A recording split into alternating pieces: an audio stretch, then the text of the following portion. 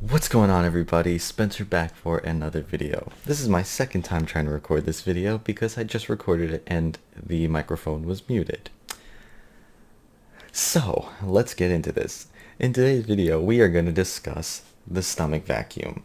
So, I love the stomach vacuum. I think it is the epitome of hitting a perfect physique, whether it's classic or men's open. You know, people like Arnold and Frank Zane, those dudes had amazing stomach vacuums. And it's kind of like in the early 2010s, it kind of became a lost art because the mass monster age from the 90s really took over, and then that bubble gut whole thing got out of hand, and it got so bad that like Arnold Classic winners couldn't even hit a stomach vacuum in the classic physique. So like George Peterson could not hit a stomach vacuum on stage when he won the classic physique for Arnold's, what was it, 2018, I think. I think it was 2018, 2019, and he couldn't hit a stomach vacuum. Arnold on stage said, "Let's hit a vacuum." Unbelievable. And the vacuum that you guys did, I've been complaining about it for years that the guys are not doing vacuums anymore. Show your vacuum. Go do a vacuum pose. Yeah, let's see a vacuum pose. Let's do a vacuum pose. Watch this, guys. See, that's what I'm talking about. Look at this vacuum. Look at this. Unbelievable. They both knew that he couldn't do it. And that's kind of a thing with Arnold. He kind of trolls people. He's like, all right, now hit a stomach vacuum. Because he's like me. He loves it. He knows how difficult it is. So, what is actually the stomach vacuum?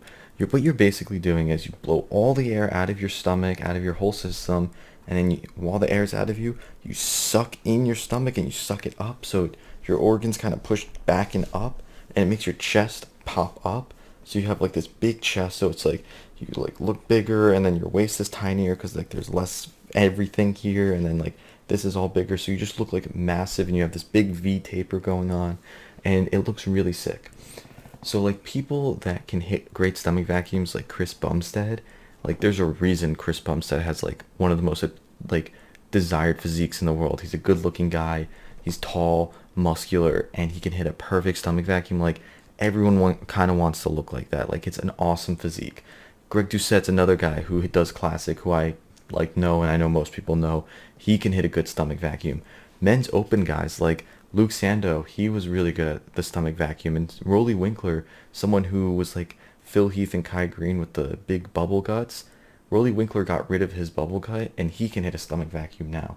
And people who can hit a stomach vacuum, they're kind of like up there as my favorite bodybuilders. I think like even Jay Cutler, when Jay Cutler was like a big guy, like when he was winning Olympias or like competing and he was off season, the dude was huge and he was still able to hit stomach vacuums.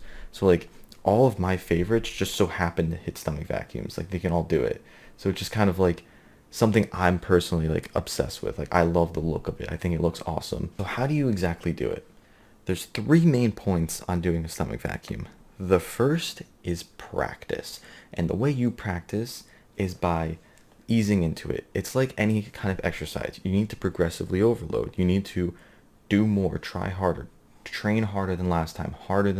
Like Greg Doucette always says, you need to do it more and more, and you'll eventually get better and better at it. So for starters, what I did was I would lean on a table while standing up, or I'd go on my knees and like lean at the edge of my bed if I didn't have like a table that was a good height, or like, you know, my kitchen sink or my bathroom sink, any of those kind of work. And you just lean forward, as you can see in this video I'm showing right now. You're just gonna lean forward, and then you're just gonna suck in your stomach and then up, like blow all the air out, suck in and up. So your stomach is just like looks like this tiny little thing, and you're just gonna hold that for as long as you can. So what I would do was I would do 5 sets of it, and I would get up from 5 sets. Like in those 5 sets, I would do 30 seconds at my best. So once you could do 5 sets for 30 seconds, then move on to doing it standing up with your hands on your hips like you see in this video, and it's going to be a lot easier. And then after you get used to doing that for 5 seconds, 5 sets of 30 seconds, then you can move on to doing it like with the crazy poses as you can see me doing here. This was me the other day doing like these like weird crazy things. If you can't hit 30 seconds at your first try, because it's really hard, like even if you're like a good competitor and you don't practice stomach vacuums, 30 seconds is hard. So I would ease in, start with 10, maybe 15 seconds, wherever you can hit. Whatever you get your first one, try to hit that each of the 5 sets. and keep doing it, keep building it up, and you'll eventually get better and better. You'll strengthen your diaphragm, so then you'll be able to hold it better, and you'll get better at holding your breath. That's another thing, is being able to hold your breath. So number 2, we already talked about in number 1, practicing. Number 2 is being a lower body fat percentage. There's no shot. I don't care if you're freaking the greatest bodybuilder in the whole world. If you're obese, you're not going to hit a stomach vacuum. So I said before, Jay Cutler in his off season can kind of hit a vacuum. You can like kind of hit a vacuum at like higher body fat percentages if you're really good. But if you're a certain amount of weight, you're not going to hit it. So if you're going to practice this, try to be under 20%. Under 15% is perfect, but being under 20%, trying to hit a stomach vacuum, you'll start to be able to do a little bit better. Number 3 is doing it in the morning when you have an empty stomach. It's going to be almost impossible for you to practice this at night after your stomach's full of all the food and drinks and everything you had. The best is to do it in the morning when you first wake up, and then go back to step 1 where, you practice doing with your leaning on the table or doing whatever. Do that in the morning. If you don't do it in the morning and you're not a low body fat percentage, it's not going to work out. So as you get better and better at it, you'll be able to hit a stomach vacuum like later in the day. I can still hit a good one up until like the end of the night now, depending on what I eat. If I have some like huge salad, I'm probably not going to be able to do it. Or if I have like over a gallon of water, it's just too much. Like, you're not going to be able to hit it.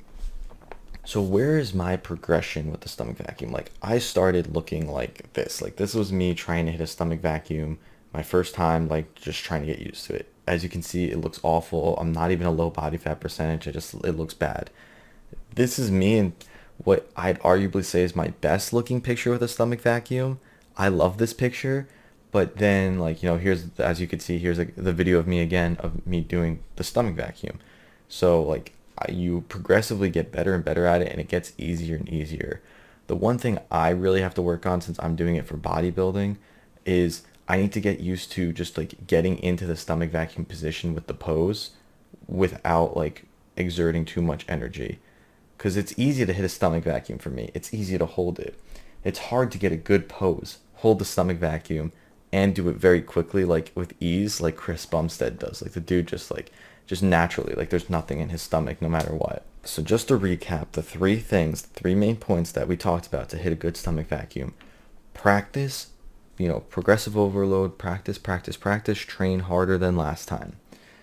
Number 2, being a lower body fat percentage. You can't be too fat. You're not going to be able to hit it. Try to be under 20%, under 15% is perfect.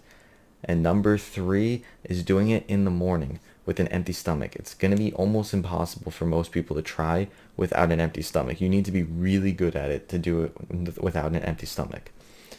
So that's going to wrap up this video, guys. Right now I'm 10 weeks out from my show. So that's why this stomach vacuum discussion came up, because I'm practicing my vacuum more and more with my poses. And 10 weeks out, I'm looking good. I'm on track. My only hope is that the show doesn't get canceled. We're kind of waiting in the next 2.5 months to see if, New Jersey and New York increases the amount of people that are allowed in venues. Hopefully they do. And, just hoping for the best and keep practicing.